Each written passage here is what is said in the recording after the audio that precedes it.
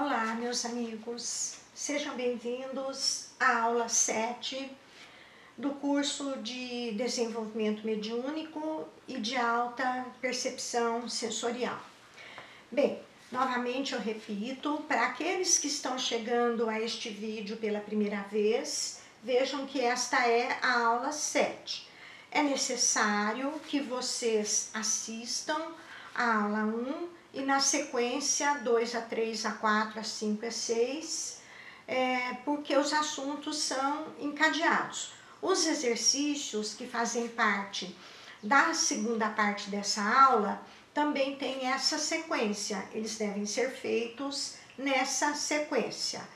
Quem chegou agora, por favor, me mande um e-mail dizendo que está seguindo o meu curso de mediunidade para que eu possa enviar as apostilas das aulas que já foram subidas para o canal no YouTube.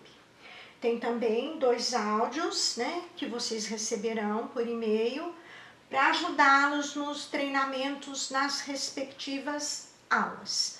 Dito isso, vamos lá. Até agora, nós vimos nas aulas anteriores, nós vimos o que é mediunidade, como ela se manifesta. E nós vimos assim, que ela se manifesta no ambiente, e quando ela se manifesta no ambiente, ela é chamada de fenômenos físicos. O que acontece nesse tipo de mediunidade?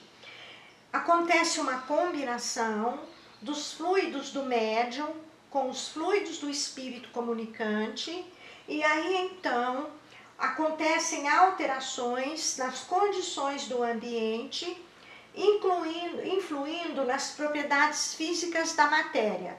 Então é um tipo de mediunidade de mesa girante, barulho, pancada e todas aquelas que nós já vimos. Vimos também que os fenômenos inteligentes, que é um outro modo como a mediunidade se manifesta, eles também dependem da combinação dos fluidos do médium com os fluidos do espírito comunicante.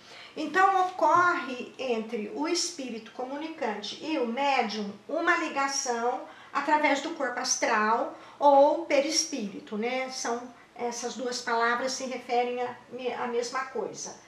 Porém, não ocorre uma alteração no meio ambiente. As alterações acontecem na intimidade da mente do médium e ele expressa ou através da palavra, ou da escrita, ou da pintura. Nós vimos isso, Agora, esse é conteúdo do livro dos médiuns. Essas explicações acontecem com base no livro dos médiuns. Agora nós vamos ver alguns conceitos do espiritismo. Por quê? Porque nós já vimos também que a mediunidade não é propriedade do espiritismo. Ela sempre existiu. O espiritismo existe de 1857 para cá, E a mediunidade, então, não é propriedade do espiritismo, e em outros grupos que usam a mediunidade, os procedimentos são diferentes, o entendimento é diferente, as regras são diferentes, porém, nós ensinamos mediunidade para trabalhar com a ferramenta da apometria, que é o nosso interesse, ou para o autoaprimoramento das pessoas, compreendendo os fenômenos que acontecem, às vezes em sua família, às vezes nela própria, ou para quem vai trabalhar com mediunidade, mas com a base kardecista. A base kardecista tem uma ética, uma moral específica. Então, nós precisamos ver alguns conceitos do espiritismo, porque muitos alunos que estão acompanhando esse curso não fizeram um curso de iniciação ao espiritismo, então eu preciso dar esse curso aqui 2 em 1, Então nós vamos ver primeiro, o que é o espiritismo? Já falamos que o espiritismo é confundido com outras religiões por causa da mediunidade. Entretanto, essa confusão só é feita por quem não conhece o espiritismo e pensa que, por usar a mediunidade, todas as religiões que a usam são iguais. Não é verdade, não é assim, não é? O Espiritismo tem um sistema próprio. Ele é religião de uma certa forma, porém ele não tem um sacerdócio organizado, ele não tem uma estrutura administrativa como existe na Igreja Católica e nas demais religiões, né? Não tem padre, não tem pastor. Como é que ele se sustenta então? Ele se sustenta com base nos princípios do Espiritismo. Então nós vamos começar por aqui, ó, para saber o que é o Espiritismo. O Espiritismo é uma ciência, por quê? Porque ele estuda e ele pesquisa, testa através do método da observação os fenômenos que acontecem na relação entre o encarnado e o desencarnado. Então, nesse sentido, é a ciência espiritista. E o Kardec disse que o espiritismo nunca morreria se ele não se afastasse da ciência. Então, além da ciência de observação dos fenômenos que acontecem entre encarnados e desencarnados, o espiritismo aproveita ainda a ciência da psicologia, a ciência da psiquiatria, a ciência da física, naquilo que tangencia, interfere, acontece, explica os fenômenos espiritistas. E é por isso que o espiritismo não morre, ele acompanha a ciência. Ele vai verificando se as novas informações da ciência confirmam as observações feitas na relação entre encarnado e desencarnado. A ciência, meus amigos, né? Eu sou professora de metodologia científica, a ciência muda. Por quê? Como ela observa os fenômenos, novos fenômenos alteram antigas conclusões. Às vezes acrescentam, às vezes só modificam a interpretação e às vezes anulam mesmo. Vou dar um exemplo. A ciência, até um dado momento, imaginava que o Sol girava em torno da Terra, não é? Aí o Galileu Galilei comprovou que não era assim, era a Terra que girava em torno do Sol. Houve uma resistência durante um período, porque ensinava-se diferente. No entanto, posteriormente, fenômenos como o eclipse e outros, né, comprovam que o Galileu estava correto na pesquisa dele, né? É a Terra que gira em torno do Sol. Então vejam, nesse exemplo que eu estou dando, novos fenômenos substituíram os antigos, né? Contestaram, comprovaram que estava errado e substituíram. Em outros casos, como por exemplo a física quântica, ela não destrói a física clássica, ela não corrige a física clássica anulando resultados da física clássica. Ela acrescenta uma nova informação válida para outros fenômenos, né? Nós vamos ver isso, um pouquinho disso, como é que isso chega à mesa espírita em uma outra aula, né? Por enquanto, vocês precisam saber que o espiritismo é ciência e o espiritismo também é filosofia. Qual que é a função da filosofia? A função da filosofia é esclarecer qual é a finalidade da vida na Terra, por que vivemos, por que a vida é como é, né? Não com base nos ensinamentos da sociologia ou da pedagogia, mas com base na reflexão filosófica. Então, nesse aspecto, a filosofia espiritista, né, ela é imutável. Se como ciência ela muda, acompanhando os novos fenômenos da ciência, como filosofia ela é imutável. E os princípios do espiritismo, que dão a base de sustentação da doutrina espírita, eles são filosóficos, então são imutáveis. Pois bem, Olha, são dois modos de produção do conhecimento, o modo científico e o modo filosófico. Esses dois modos são considerados pela doutrina espírita e por quem é adepto dessa doutrina. Pois bem, a doutrina tem um terceiro aspecto, que é o religioso.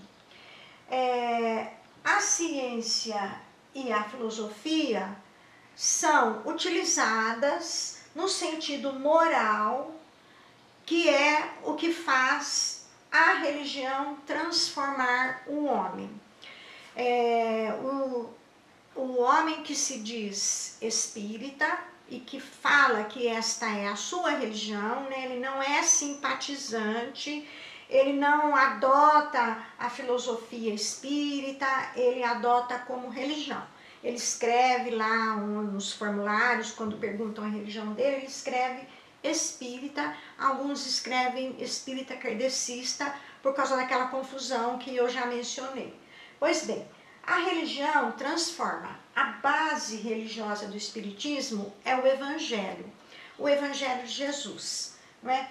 O Evangelho, não o Evangelho que você conhece intelectualmente, que você leu a Bíblia de cabo a rabo, o Novo Testamento, você decorou cada versículo, você leu o Evangelho segundo o Espiritismo, você decorou cada capítulo, né? Você sabe fazer palestras brilhantes sobre o Evangelho, mas na sua vida você fala assim, ó, eu separo negócios de religião. Então, olha, se você separa qualquer parte da sua vida dos ensinamentos do Evangelho, conforme o Espiritismo ensina, baseado em ciência e filosofia, você não professa o Espiritismo como religião. Você conhece, admira, aceita, aplica a ciência, aplica a filosofia, mas não é a sua religião. No Espiritismo, o Evangelho é vivido no dia a dia, aplicado, né?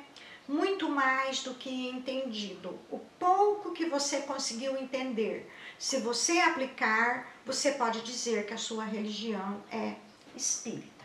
Então, isso é o que precisávamos dizer a vocês, para vocês entenderem quando nós dizemos que a nossa fé no Evangelho, ela é raciocinada. Nós estudamos, né? E sempre os nossos estudos confirmam o que o Mestre Jesus disse, não só no Evangelho segundo o Espiritismo, mas também nos evangelhos canônicos, no Novo Testamento da Bíblia.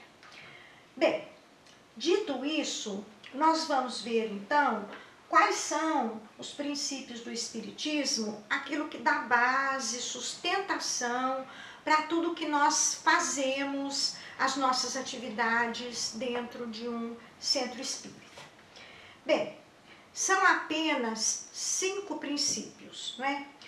Muitos espíritas dizem que são 12, dizem que são 9, mas na verdade os princípios básicos são 5. Os outros, né, que nós podemos chegar até a 17, são, como eu diria, subprincípios, são derivados de um desses 5 aqui. Eu vou explicando, né? Então, o primeiro e o mais importante é Deus. Como é que é a visão de Deus para alguém que se diz espírita, né? Que é Deus. É a primeira questão que o Kardec fez. O Livro dos Espíritos foi o primeiro livro que o Kardec escreveu, né? Quando ele teve certeza que o fenômeno das mesas girantes não era uma fraude, era real, né? Havia algo que movia aquelas mesas, havia algo extrafísico, inexplicável, que movia aquelas mesas, mas era um fenômeno inteligente, formulava frases, respondia questões, interagia com o homem, né? Então ele, com espírito científico que era a mente dele, e com as condições que ele tinha na época, ele foi pesquisar, né? Recomendo que vejam o filme Allan Kardec, né? É bastante interessante. Ele arriscou a reputação, ele arriscou a profissão, ele arriscou a ciência, ele fazia parte, né, de uma organização científica, porque ele acreditou quando ele comprovou que o fenômeno não era fraude. E aí o primeiro livro que ele escreveu, o Livro dos Espíritos, ele fez perguntas para testar a resposta dos espíritos. Ele repetia a mesma pergunta com 3 médiuns diferentes, em locais diferentes, sem comunicação entre eles, né? E se a resposta fosse, em essência, igual, ele registrou no Livro dos Espíritos. E a primeira pergunta que o Kardec fez para os espíritos foi: o que é Deus? Vejam, ele não perguntou quem é Deus, como se fosse uma pessoa. Ele perguntou o que é Deus, né? Então Deus é o primeiro e mais importante princípio do Espiritismo. Depois, os outros princípios são a imortalidade da alma, né? A alma, então, o corpo morre, mas a alma é imortal. A pluralidade das existências, vivemos muitas vidas, não é? É a reencarnação, mas uma reencarnação, vocês vão ver quando eu der esta aula, diferente do modo como era interpretado pelas doutrinas até então existentes, né? As doutrinas orientais. Os espíritos se comunicam, né? Esse é a base da descoberta de tudo que o Kardec fez, porque foram perguntas que ele fez aos espíritos, os espíritos responderam, né? Então, os espíritos se comunicam com os encarnados e existem muitos mundos habitados. Vocês logo compreenderão, esse vai ser o último que nós vamos ver, porque que isso é importante ser entendido como sendo um princípio do Espiritismo. Todo médium que vai se desenvolver no seio espírita, ele tem que ter isso em mente para ele se posicionar no uso que ele faz da mediunidade, para ele se posicionar nas comunicações que o espírito dá através dele, para ele ver se elas estão de acordo com esses ensinamentos. Porque se não estiverem, ele precisa começar a se preocupar que tipo de comunicação ele está passando, que tipo de espírito está se relacionando com ele. E isso nós vamos entender na aula sobre vibração e fluidos. Nós vamos entender que tipo de espírito nós atraímos. Mas recomendo a quem está iniciando essa jornada e pretende ser médium que observe isso.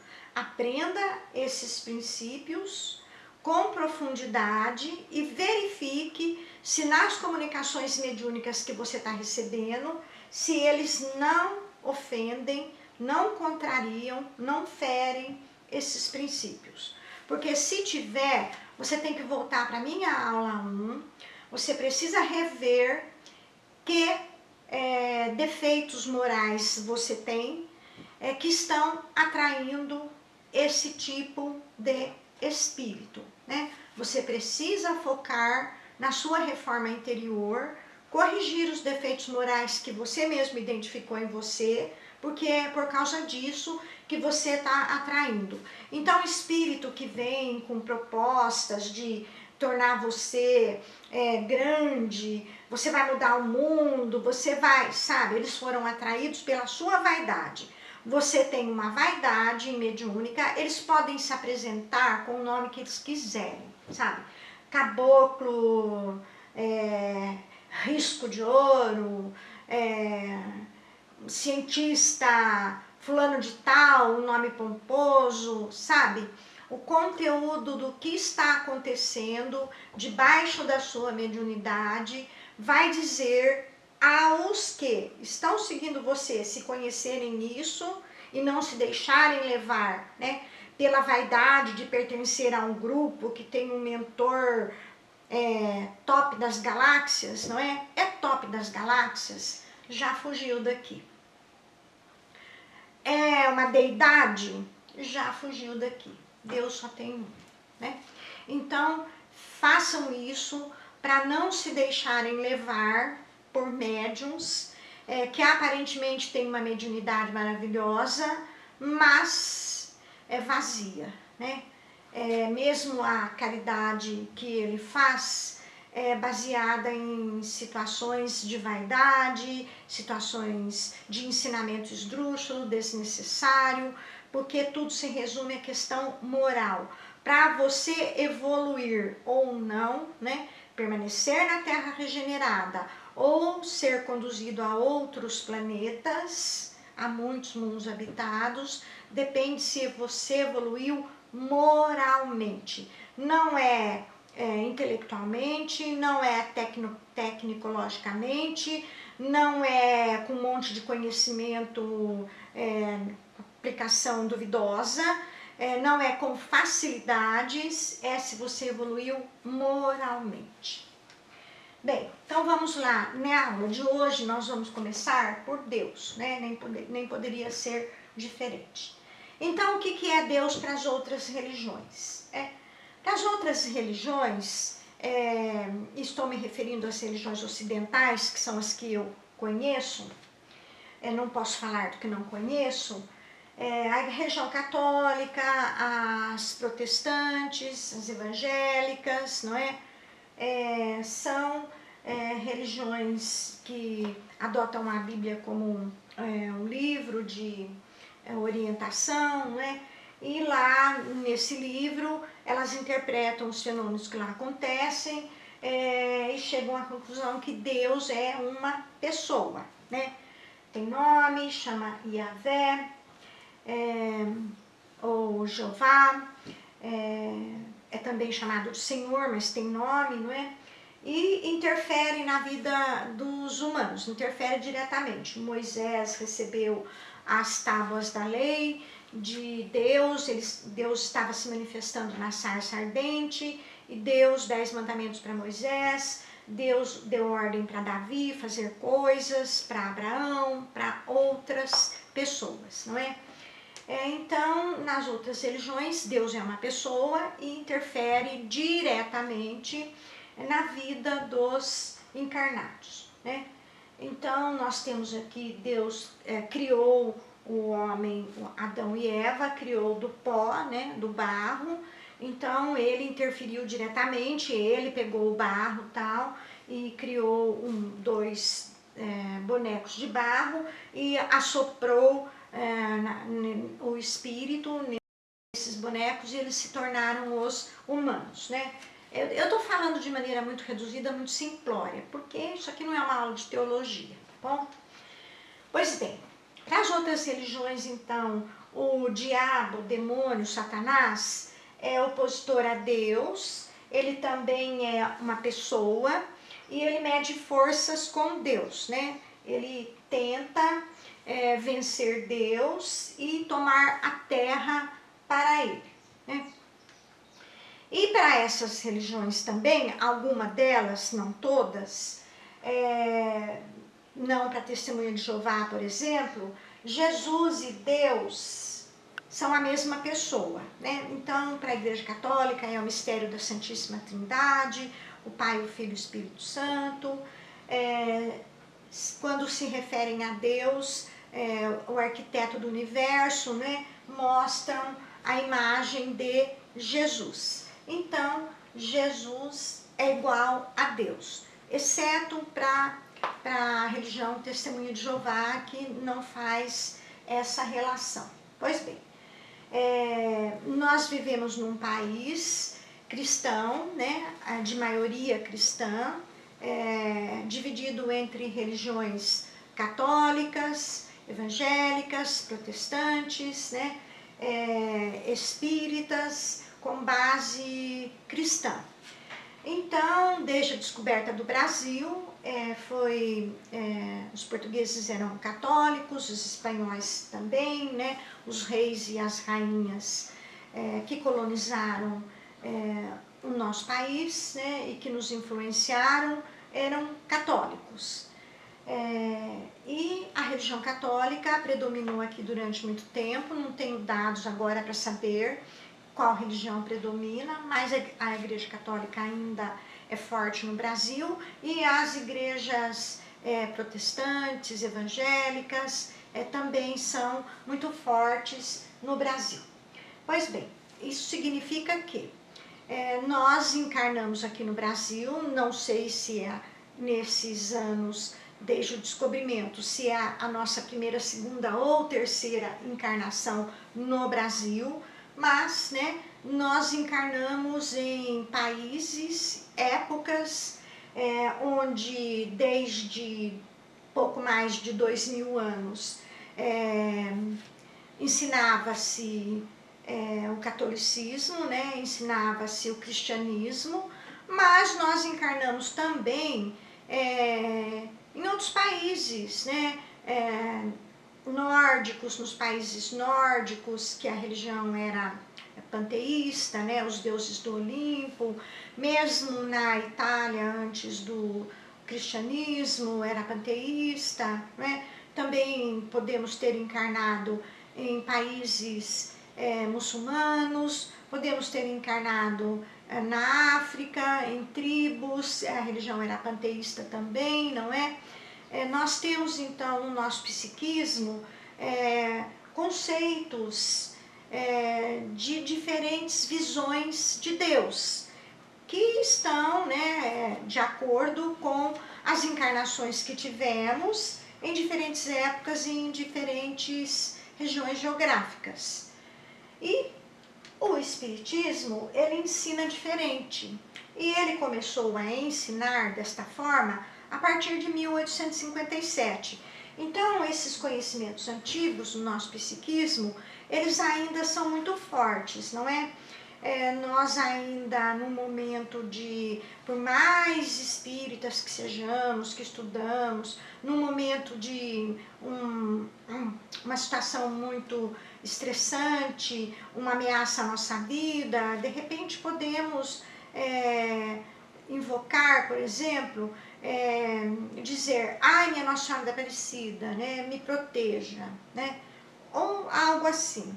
Não tem problema nenhum para o espírita respeitar os santos da Igreja Católica. Inclusive, Nossa Senhora da Aparecida é Maria de Nazaré, é a mãe de Jesus, né?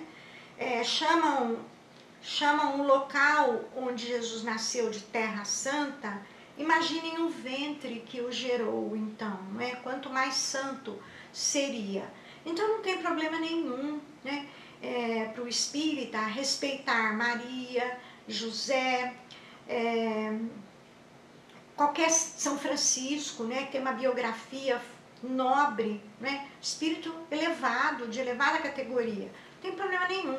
Eu só estou querendo dizer que nós temos a influência, né, alguns de nós ainda faz, né, simpatia com maçãzinha e mel para adoçar a vida, né,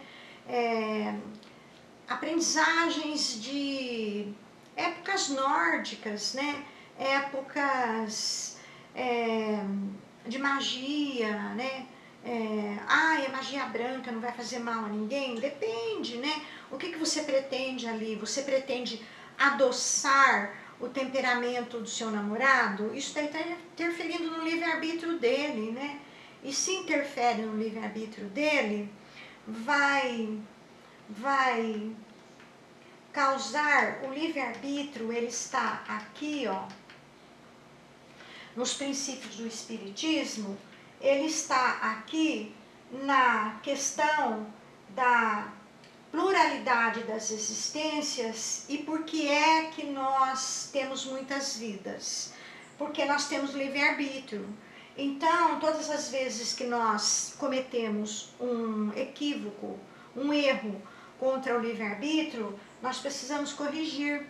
Precisamos voltar à vida no corpo físico para corrigir. Então, o livre-arbítrio, ele não é um princípio do espiritismo básico. Ele está embutido, ele permeia os demais inclusive o local onde ele está de forma relevante é na crença em Deus, porque Deus nos criou, criou tudo que existe e criou com livre arbítrio. Então o livre-arbítrio ele aparece em todos os princípios, né? Por isso que você vive bastante, por isso que você vai viver em mundos diferentes, por isso que você se comunica com os espíritos, não é? Então ele não é um princípio básico, ele está embutido em todos os outros. Bem, dito isso, vamos prosseguir. O que o Espiritismo ensina então? Ele ensina que Deus não é uma pessoa, né? Jeová não é Deus para o Espiritismo, é um espírito responsável pelo acompanhamento e pela evolução moral daquele povo, e por isso ele se comunicava e agia diretamente na matéria, porque o Espiritismo ensina que Deus não é uma pessoa, que ele não age diretamente na matéria, ele age através dos espíritos. Então, Jeová, agindo diretamente na matéria, se envolvendo nas questões daquele povo, né? Dando ordens, se comunicando, ele é, para nós espíritas, ele é um espírito de elevada hierarquia, responsável pela condução de um povo, porém não é Deus, né? Deus, Criador, ele não é. Então Deus não é uma pessoa, ele não se envolve na vida das criaturas, ele não julga ninguém, não é ele que vai julgar no tal do juízo final que as religiões acreditam. Ele não condena ninguém, nem ao inferno, nem ao purgatório, nem a deixar de existir, vai deixar de existir porque não fez o que eu quis, né? Não condena, não castiga e também não recompensa, não é? Os nossos castigos, entre aspas, né? As coisas que nos acontecem, que nós consideramos mas foi mal, né? Por que aconteceu isso comigo? E as coisas que nos acontecem boas, uma porta que se abriu para nós, não é responsabilidade de Deus, é resultado das nossas ações. É uma outra lei que alguns consideram princípio do Espiritismo, mas que, assim como o livre-arbítrio, não é um princípio, ela permeia os demais. É a lei da ação e reação. Tudo o que você fizer tem uma reação para você. Se você fizer o mal, você vai receber o mal de volta, mais cedo ou mais tarde. Se você fizer o bem, você vai receber o bem de volta. Nós vamos ter uma aula sobre isso, usando conhecimentos da física e demonstrando com equações a realidade disso na nossa vida. Mas não vou comentar hoje, senão não consigo passar o conteúdo no horário que nós temos. Então, olha, para o Espiritismo não existe céu, não existe inferno, não existe purgatório. Para nós, isso são estados de consciência, são diferentes planos espirituais, né? Dimensões espirituais, e aqui entra o conceito de multiverso, né? E nós nos colocamos no céu, no inferno, de acordo com o nosso estado de consciência, cada um de nós, tanto encarnado como desencarnado, né? Nós encarnados, de acordo com o nosso estado de consciência, se nós praticamos algo mal, nos arrependemos, nós nos colocamos num estado de culpa, que é uma verdadeira condenação. Para o espírita, Jesus não é Deus, né? Assim como Jeová. Jesus é um espírito puro, ele já passou por toda a escala da evolução moral e atingiu o grau de pureza, de elevada hierarquia, de estar junto com Deus. E ele mesmo dizia isso, né? Que ele era uno com o Pai. Ele dizia que ele estava com Deus, mas que o Pai era maior que ele. Aliás, ele não usava a palavra Deus, também não usou a palavra Jeová. Pode ler a Bíblia quanto vocês quiserem. Ele dizia Pai, Abba, né, em aramaico, e dizia Senhor. Ele dizia que era uno com o Pai, ou seja, ele estava já com o Pai, né, mas que o Pai era maior que ele. Se o Pai é maior que ele não é o Pai. E ele se dizia que ele era o Filho escolhido, unigênito, o escolhido, né, que é o significado da palavra Cristo, em grego, ungido, escolhido, né? Escolhido para quê? Para ser o arquiteto deste universo. Ele é o governador espiritual da Terra e do nosso sistema solar. É desta forma que nós vemos Jesus. Se ele é o governador, ele dita as leis. E as leis que ele ditou, né, são amar a Deus sobre todas as coisas e amar ao próximo como a si mesmo. Isso envolve toda a lei e todos os profetas. Então Moisés, com os 10 mandamentos, está envolvido nisso. Quem ama, né? Quem ama honra pai e mãe, quem ama não cobiça a mulher do próximo, nem as coisas alheias, nem mata, não é? Então, Jesus resumiu tudo que veio antes dele, todos os profetas, inclusive Buda, né, que ensinou desapego. Quem ama, desapega, não é? Se você ama e alguém está querendo, desejando ou precisando de algo que você tem, você doa, não foi que Jesus ensinou? Pediram a sua túnica, dá a sandália também, desapegue. Buda ensinava desapego. Então, para nós, um ensinamento básico, ápice, que vai nos conduzir na evolução moral, é o Evangelho de Jesus. Não a decoreba, falando que está escrito lá. Até porque, às vezes, incorpora na nossa mesa espíritos que foram padres, bispos. Eles conhecem o Evangelho. Quantos anos eles fizeram de teologia?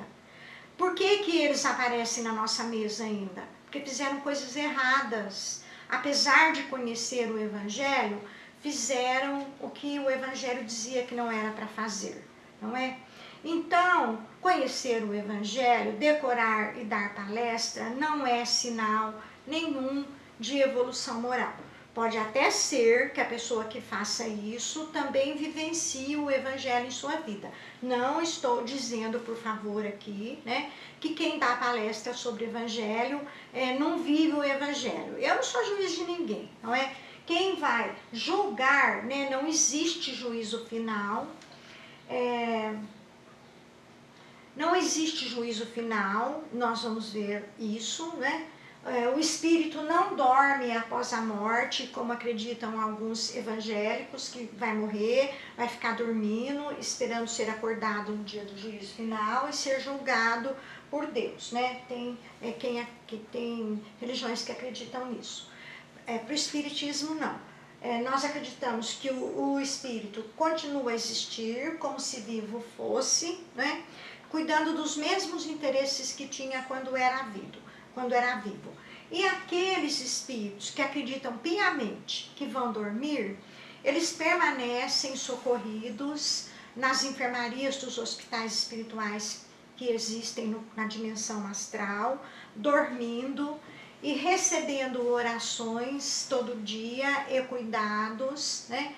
Principalmente sob a orientação de Maria de Nazaré, que todo dia, na hora do Ângelus, da Ave Maria, ela derruba sobre esses que dormem pétalas de rosas com o amor dela, carregadas com o amor dela, e conforme eles acordam, eles são socorridos, orientados, encaminhados, e eles verificam que não é o juízo final, que a vida continua, que eles aprenderam errado, né? Que eles interpretaram errado.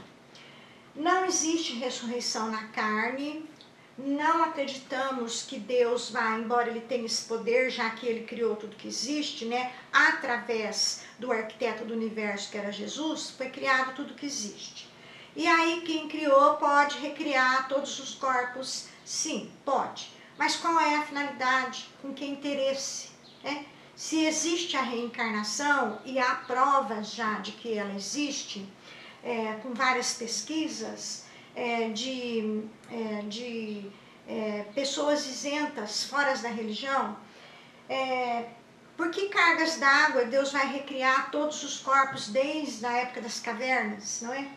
Então não existe ressurreição na carne, existe reencarnação, nascer de novo.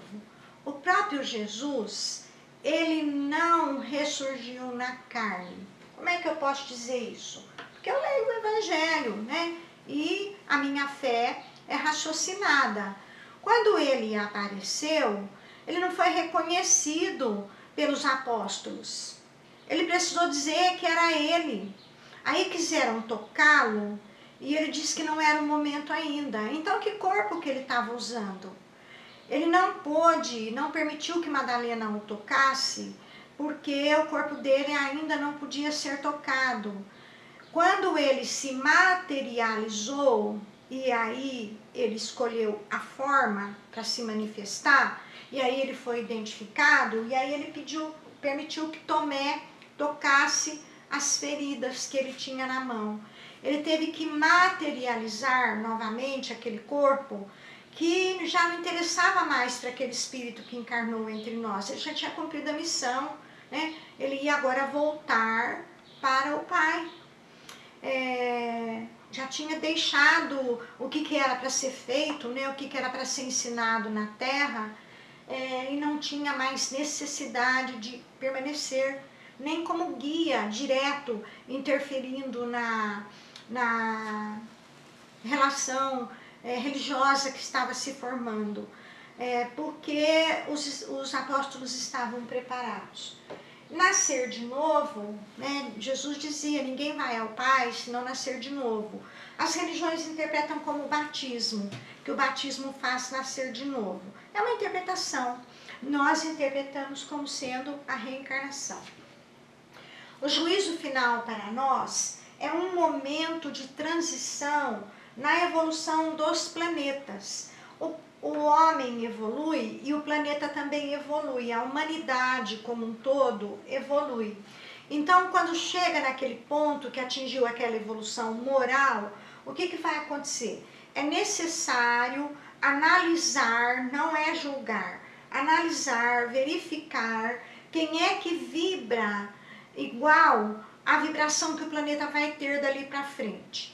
Quem vibra igual poderá continuar reencarnando na Terra. Quem vibra diferente precisará ser conduzido para um planeta de vibração idêntica à dele.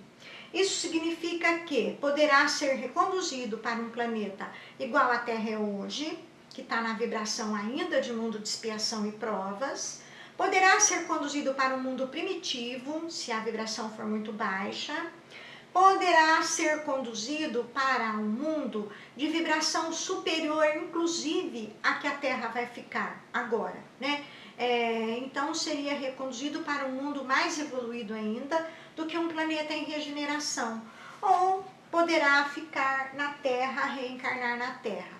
Então vejam bem, se é o espírito que é imortal e não o corpo, não faz diferença se o nosso corpo vai morrer em algum terremoto, em alguma guerra, em alguma pandemia, né? Nós estamos passando pela seleção e essa seleção vai dizer se dali para frente nós vamos reencarnar em mundos, a Terra renovada, ou para que tipo de mundo nós iremos. Então é por isso que a pluralidade dos mundos habitados é um princípio básico do Espiritismo. Está ligado à questão da reencarnação e que a evolução é moral, né? E se a sua moral não permite você ficar em um tipo de mundo que tem uma moral diferente da sua, você terá que ser reconduzido para um outro mundo. Então não é um juízo final, é um juízo que acontece, já aconteceu,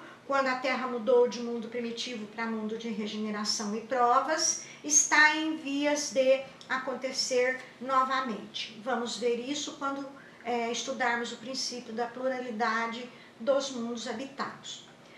Pois bem, então, dito isso, a ideia de Deus, né?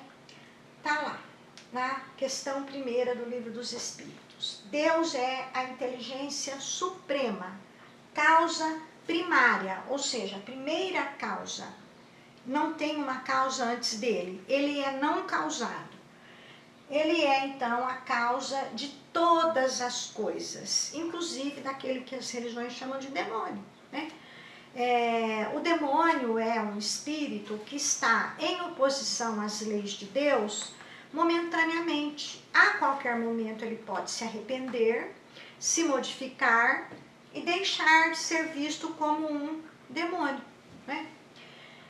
Então, se os espíritos disseram para Kardec que Deus era a inteligência suprema, agora com os conhecimentos da física quântica, nós preferimos, caminhando junto com a ciência, chamar Deus de consciência suprema. E vocês vão ver isso, vão ver por que consciência, em uma outra aula. Pois bem, aí então, Allan Kardec perguntou como é que se nós podíamos conhecer Deus. E os espíritos responderam que não, que faltava-nos uma condição, mas que nós poderíamos ter uma ideia de Deus, né, através dos atributos de Deus, aqueles que nós já conhecíamos até aquela data. Então, isso está na questão 13 do Livro dos Espíritos. Então, quais são os atributos de Deus? Ele é eterno, não tem começo, não tem fim. Ele é imutável, então ele não muda, ele não é material, porque a matéria muda. Ele é imaterial, ele não muda. É único, não tem opositor a Deus, não tem um segundo criador, né? Não somos criados por extraterrestres. Se os extraterrestres colaboraram no nosso aprimoramento do nosso corpo físico, os extraterrestres são também criatura, porque alguém os criou. Ele é todo poderoso, então todo poder emana dele, e ele é soberanamente justo e bom.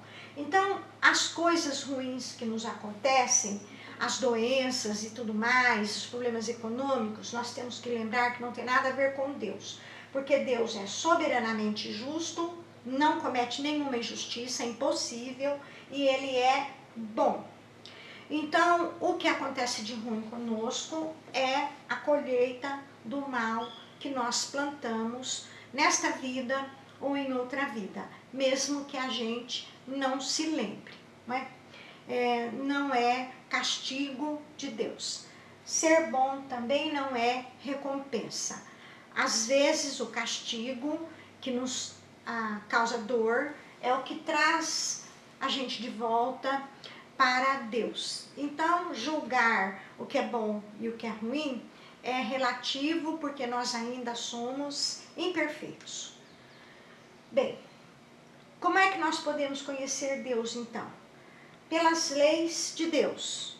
Quais são as leis de Deus? As leis científicas que regem a matéria, porque Deus criou o espírito e criou a matéria.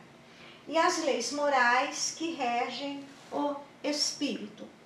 O Livro dos Espíritos ensina que Deus criou o princípio espiritual quando ele disse, você pega a Gênese, o livro da Bíblia, e você vê que no primeiro dia da criação, e como dia vocês precisam interpretar como um momento, porque dia para nós é o período que a Terra leva para girar em torno de si mesma, em torno do Sol, Ela leva 24 horas Então, quando ela recebe a luz do sol, nós chamamos dia, quando ela não recebe, nós chamamos noite.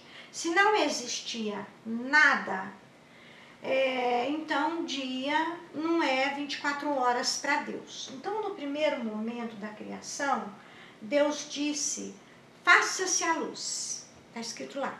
E Deus viu que a luz era boa, está escrito lá, na Gênesis da Bíblia. Pois bem, que luz é essa que Deus criou no primeiro momento da criação? Se as estrelas, o sol, né, as galáxias, que são os astros que nos dão luz, foram criados no quarto momento da criação, no quarto dia. Então, essa luz é a centelha, fagulha divina, né? Uma parte do Espírito de Deus que ele destacou para criar o Espírito. A teosofia chama de eletrão, né?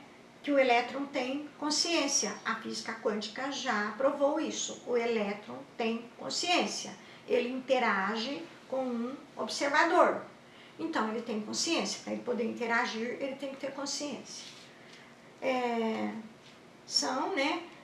Nós pegamos a Bíblia, nós pegamos a teosofia, nós pegamos a física quântica e pegamos o livro dos Espíritos. Deus criou o princípio espiritual, depois o princípio material.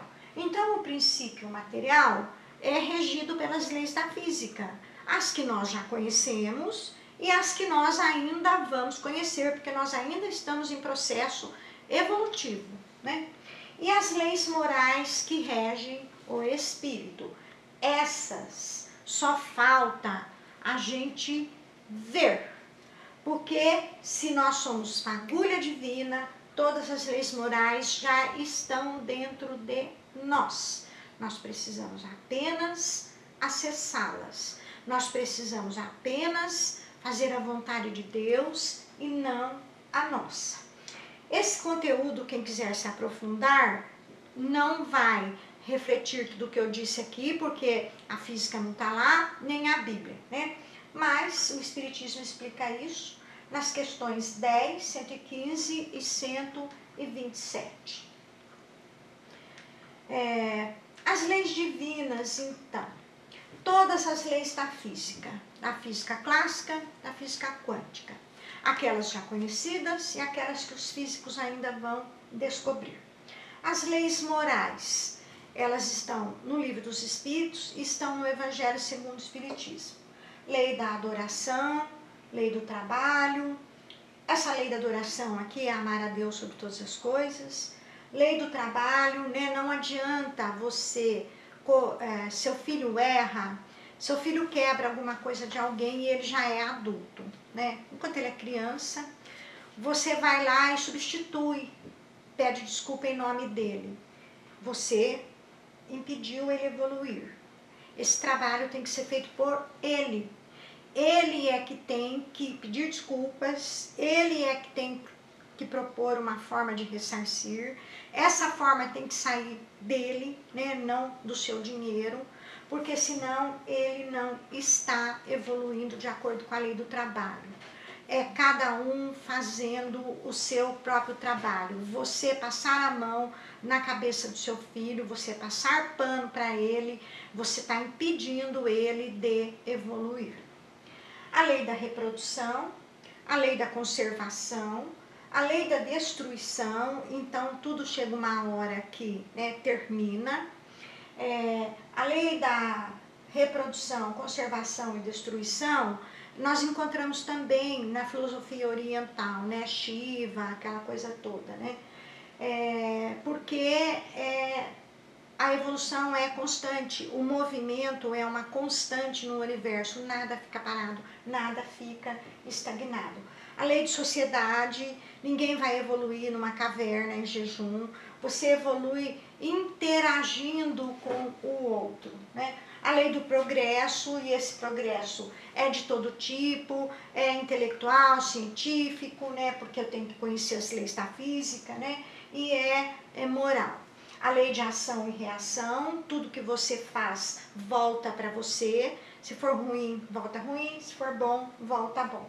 A lei de igualdade, né? Aqui na lei de ação e reação está o livre-arbítrio. Você pode agir como quiser, mas você vai colher de acordo com o que você agiu, né? Então, na lei de ação e reação já está o livre-arbítrio.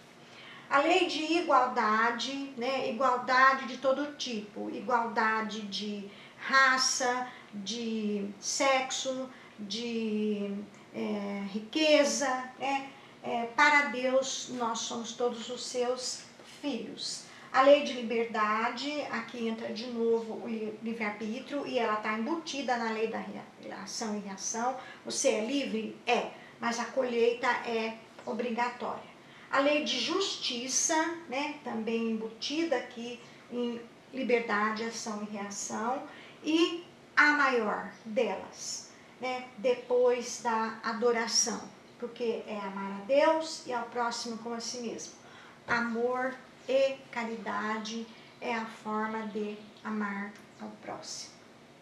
Então, Deus não age diretamente sobre a matéria, ele age através de seus agentes. Seus agentes são os espíritos, isso está contido na Revista Espírita, número 1859.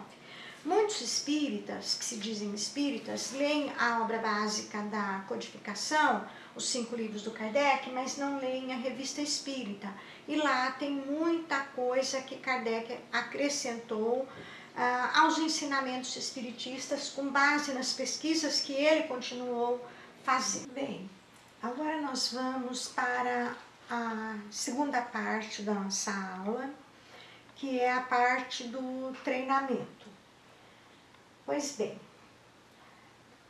esta semana nós vamos fazer um treinamento para trabalhar com cromoterapia. Por quê, né, que nós vamos fazer isso? Porque esse curso de mediunidade ele está sendo dado presencialmente no Centro Espírita Allan Kardec e ele está formando trabalhadores que estão fazendo também o curso de apometria, o curso de apometria avançada. E nos trabalhos de apometria nós usamos muito cromoterapia.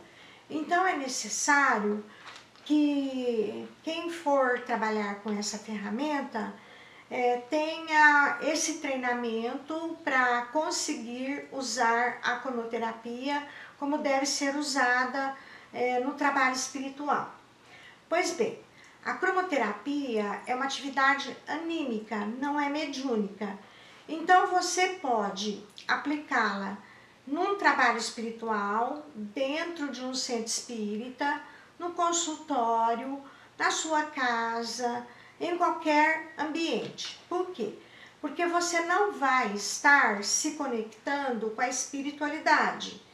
Então, mesmo que seja um ambiente onde possa haver energia negativa, onde você possa ter um receio de haver a interferência de um espírito que não seja um mentor, isso não acontece. Mas eu estou dizendo que mesmo que você tenha esse receio, é você que vai aplicar a cromoterapia.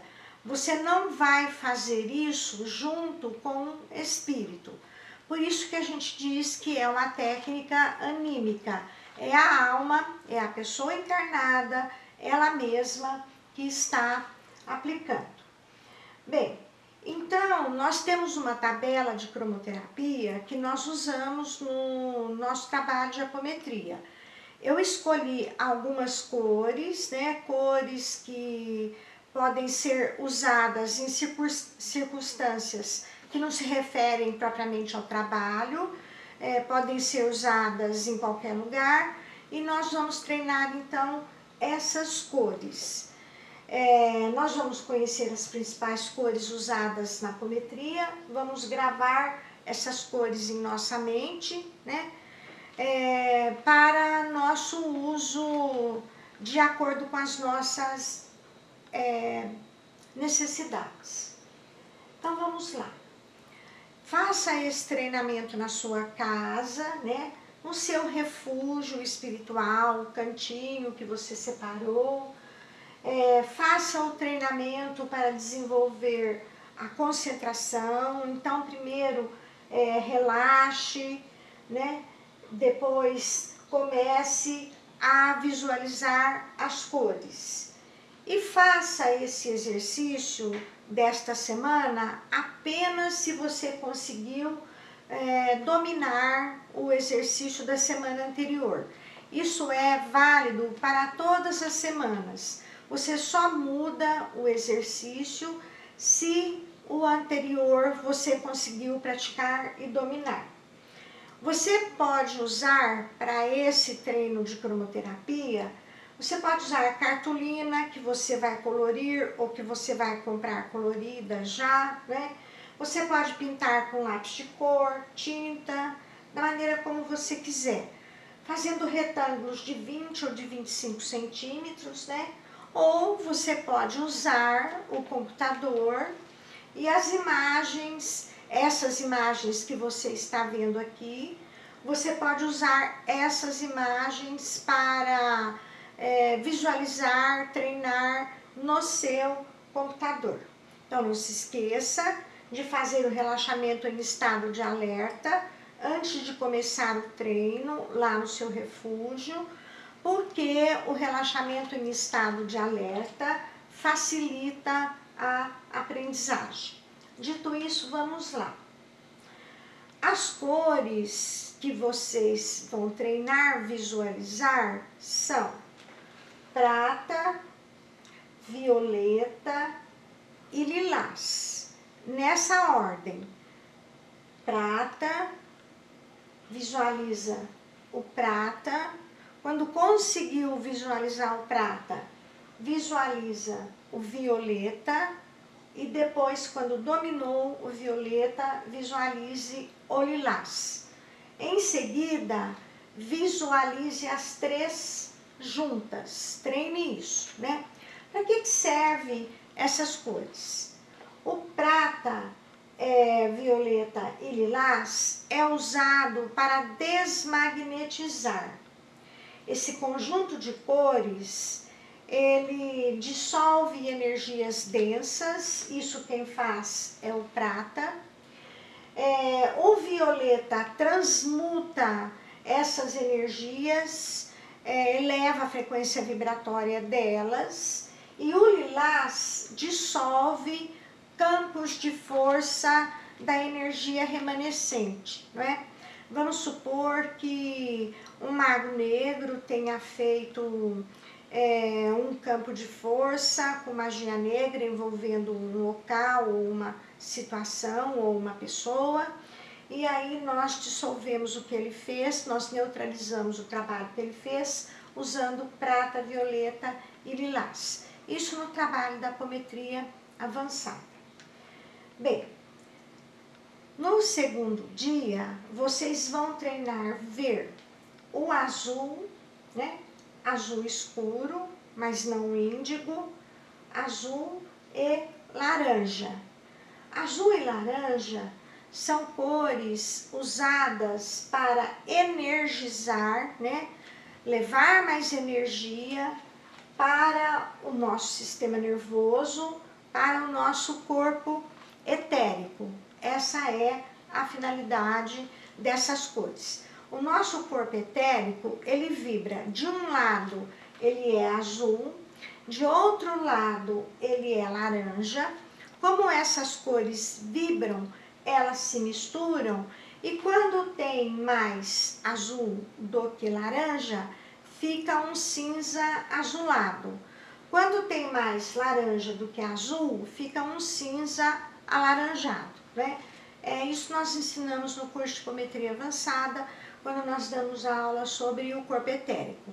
Mas essas cores, então, servem para energizar o sistema nervoso, o corpo etérico. Azul e laranja. Bem, este é o azul claro e o rosa claro, que a gente brinca aqui no Brasil, a gente chama de azul calcinha, rosa calcinha, né? Esse azul, nesse tom, é calmante. Esse rosa, nesse tom, é a cor do amor incondicional, né? Então, essas cores, elas são usadas quando nós queremos acalmar uma pessoa, quando nós queremos transmitir a ela a ideia de que ela é amada incondicionalmente, apesar do que quer que seja que ela esteja fazendo, né? Aqui tem os usos, mas nós vamos dar os usos na próxima aula. Agora é só treinar ver o azul e o rosa, né? Sabendo qual é a finalidade do azul e do rosa. Bom, essa sequência de cores é o dourado. O computador, infelizmente, né, fica meio amarelo, mas é dourado, laranja e vermelho, né? Essas cores são usadas para neutralizar crises de angústia, pânico e ansiedade. Lembrando que o laranja, né, é a cor do nosso sistema nervoso, então é por isso que ele está aqui. O dourado é a energia divina, né? E o vermelho nessa cor, ele se refere ao nosso chakra básico, ao nosso apego à vida, né?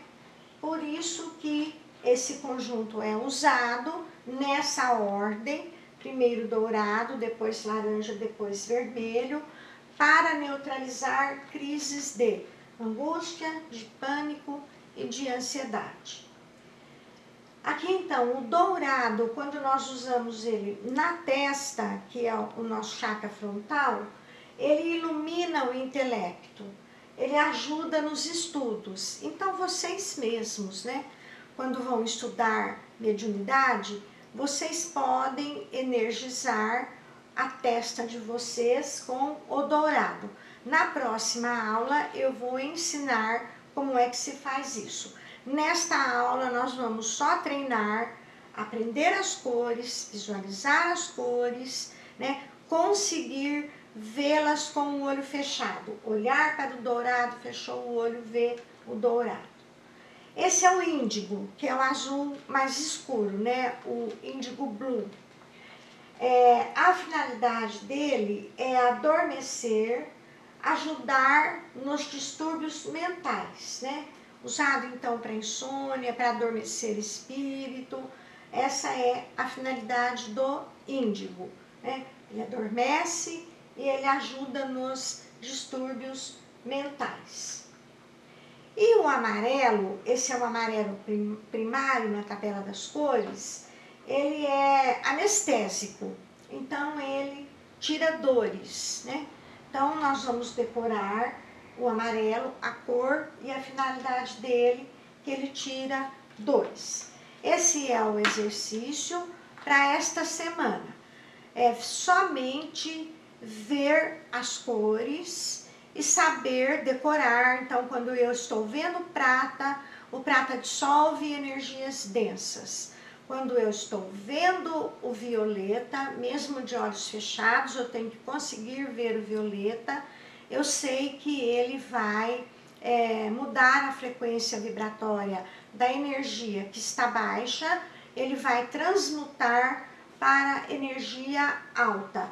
O amarelo, eu sei que ele é anestésico, que ele tira dores. Então, muito obrigada pela atenção de vocês, pela aula de hoje, né? Agradeço a atenção, vocês permitirem que eu adentre o seu lar, ensinando esses conhecimentos. É uma confiança que vocês depositam em mim. Eu faço isso com muito carinho, né? E cuidado.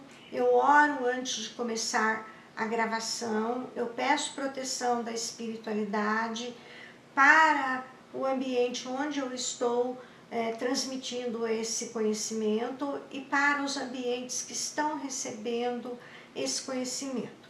Então, até a próxima semana. Na próxima semana nós continuamos estudando os princípios do Espiritismo e vamos fazer então o treinamento da aplicação dessas coisas. Fiquem em paz, fiquem com Deus.